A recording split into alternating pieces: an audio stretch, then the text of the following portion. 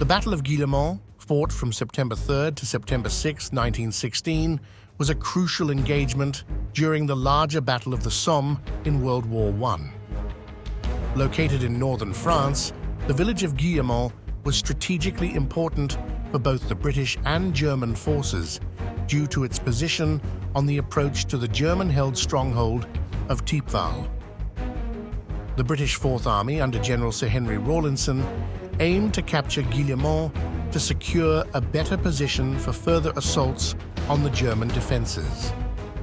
The village was heavily fortified and defended by experienced German troops who had established strong defensive positions, including trenches, machine gun nests, and fortified cellars.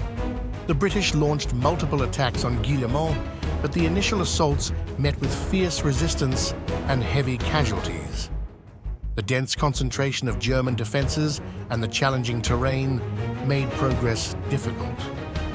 However, after days of intense fighting, improved coordination, and concentrated artillery bombardments, the British forces managed to break through. On September 3rd, a renewed and well-coordinated assault involving divisions such as the 20th Light Division and the 16th Irish Division succeeded in capturing the village. The Germans launched counterattacks to reclaim Guillemon, but were ultimately repelled.